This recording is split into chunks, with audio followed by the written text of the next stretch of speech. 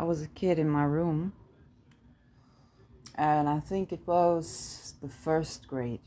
So it had these little rectangles that they used to teach us calculus. I was a very curious child, um, and had nothing but imagination to my name. It was before the trend of, making people golden childs or anything like that.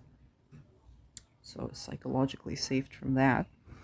I would draw the numbers 1 to 10, but I didn't know how to draw 11. Don't make me count this. And so I had no idea what would 11 look like, but I knew it had to be looking different from 10. So I started painting something like this. Then 12, because I never thought of that in the beginning. Probably be like this. 13. You get the point. Now this doesn't look very mathematical, and you can imagine how disappointed I was when we finally got to 11 and just put a 10 rectangle and another one cube. I'm like, that's 11? I mean, it's genius, but it wasn't what I expected. And I recall this actually lying in my bed looking at the ceiling a couple of days ago, thinking about these lines that I drew when I was, I don't know, 7. And then if you take the water, if you draw water, draw another one. If you draw water, and let's say the water comes through, let's draw it even more peculiar.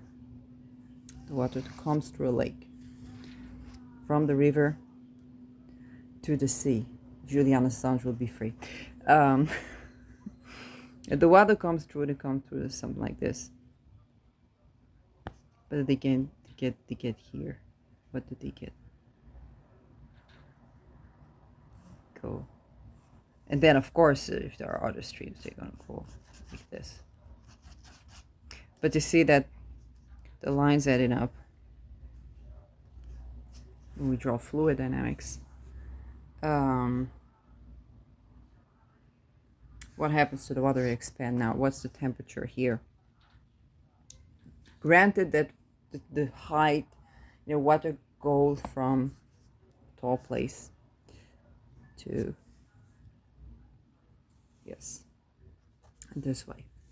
So when you talk about the temperatures,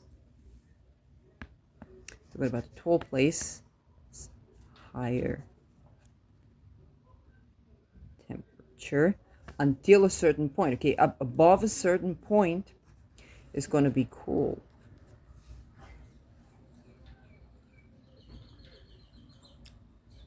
I'm talking about the river here. Okay, it's not like a waterfall. It has a completely different analysis. The river here. So go from a cool place, a little higher temperature. Yes, but you're going into the water. And then the water goes deep.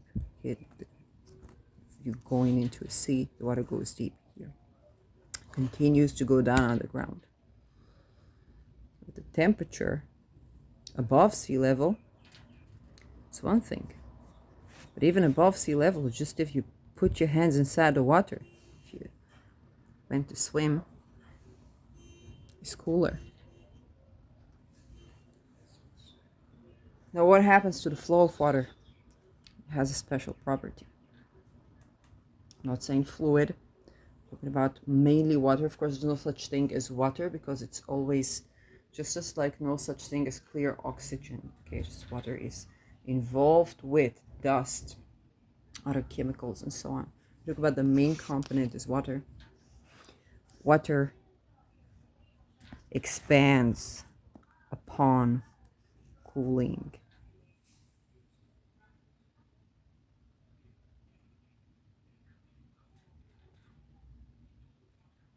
So when I was trying to expand beyond the linear knowledge, what would be beyond the number that I knew? You go into the vast, where you already begin to talk in waves that have frequencies.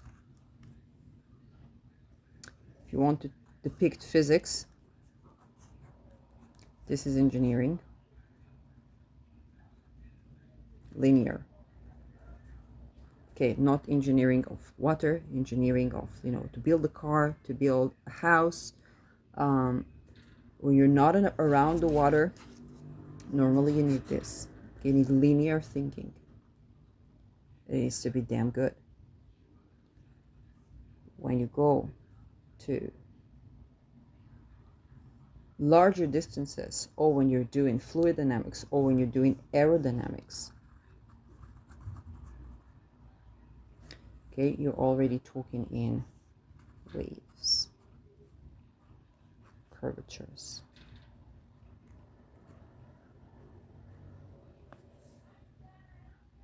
And their interaction.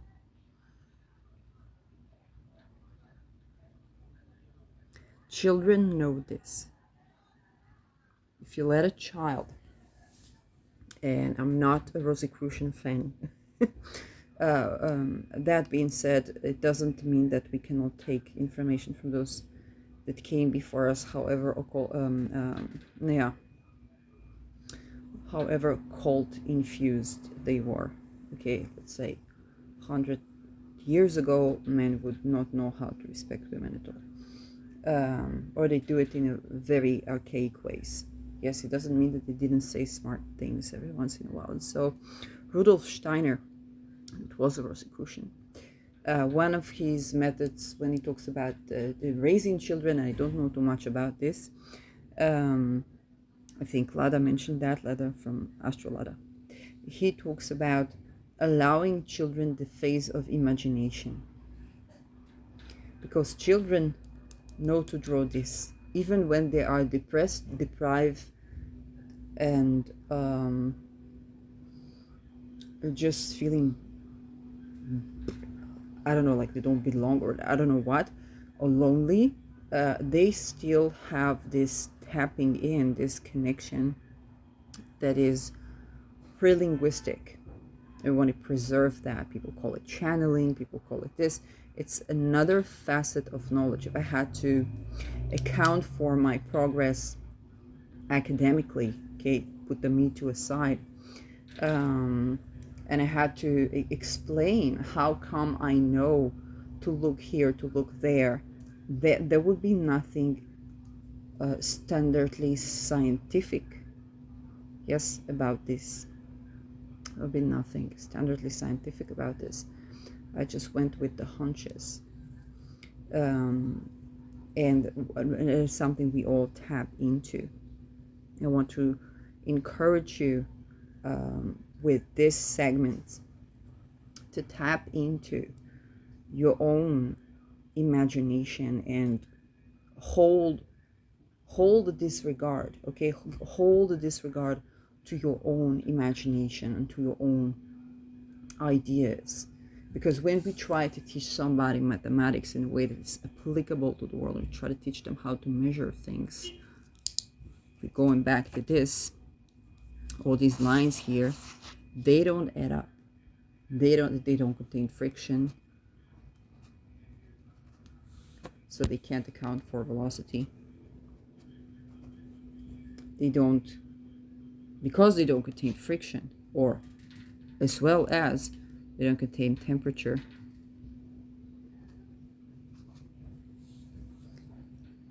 and so they can't account for density.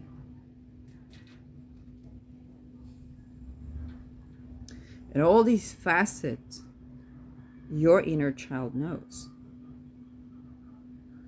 And not only that, your perspective upon things is unique and is valid.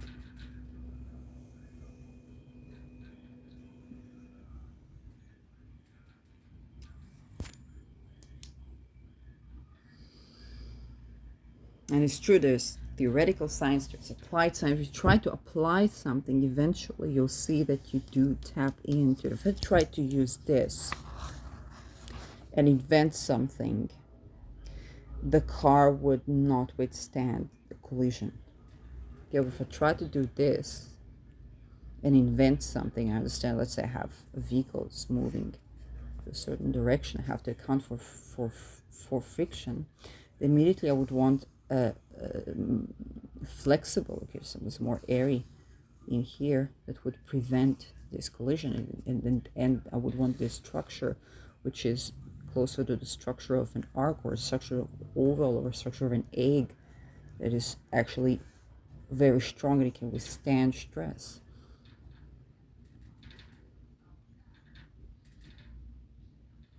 So the 6 years old, the 7 years old me had more intuitive understanding and a knack for mathematics than whoever came up with this in relation to me, because this is very relevant. It's not irrelevant.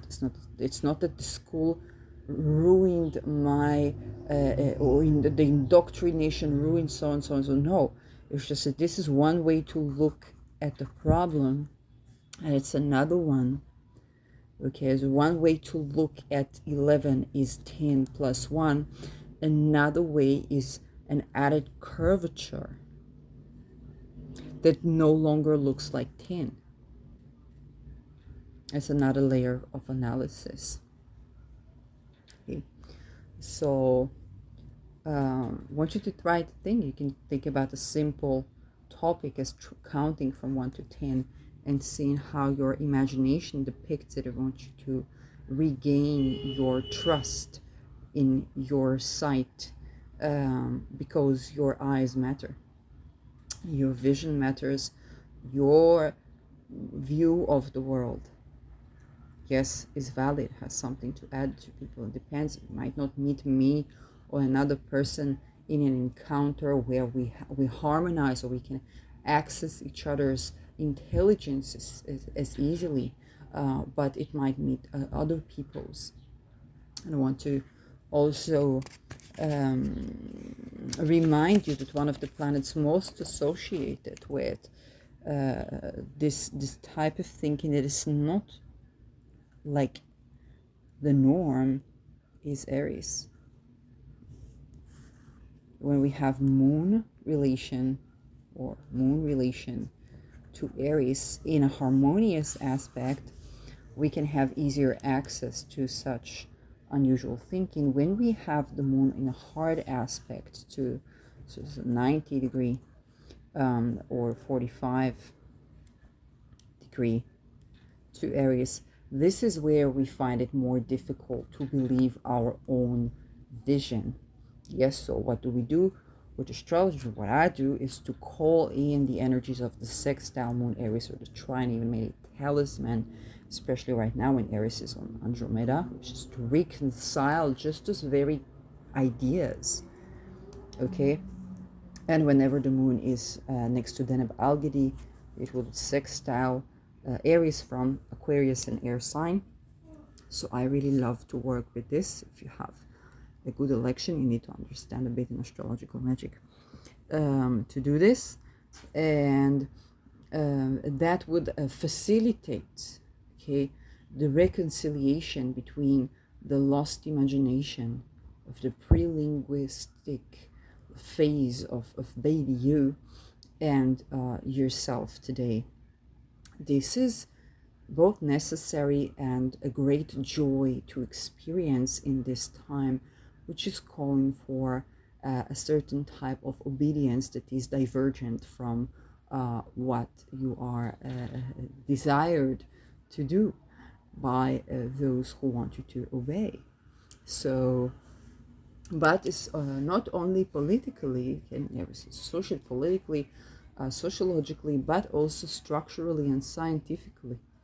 And you need to understand that the connection to your soul, the connection to your inner knowing is vital and is important enough to go through these processes of um, unbecoming the faded you and growing into the original child that you came to the world with the refined confidence and self-validation and self-reassurance of your value, of your cosmology, um, and the social tenderness. So um, when it comes to the scientific field, but also to social and political points of view, um, uh, this divergence is uh, a part of what makes the world, and it cannot and should not be erased. Okay, so while in Aries Aries the sign tropically we aspire for a union for logos. We also understand that the polarity is Libra, which is balancing between divergent positions and trying to weight them one against the other. So, with importance with Aries is sovereignty and the right to exit. Okay, we have the right to exit, the right to say no. Then you begin to have the right to say yes, and this is always going in cycles. Because the entire existence of us on this planet is dynamic. Okay, the planets do not stay the same from 1 minute to another, from 1 hour to another, let alone a day, a month. Some things are moving more slowly, some very quickly, and so the fabric of truths and the ways in which we see the world is dynamic inherently. This is also when we have eclipses and we change the way we see things. Here, one of my famous anecdotes that I tell about is famous Israeli astrologers, very kind and always might not be like politically correct, but always very supportive of thinking. And we had a talk about eclipses. He said, well, eclipses is nothing, it's nothing usual. It should just change the way we see the world. And I'm like, wow, that's everything. So he says, eclipses is not that important. And of course, being a pre-eclipse child, I think differently. But you can see how sometimes these differences in positions can be even astrologically predicted and explained. So I hope you find value in this, and I see you next time around.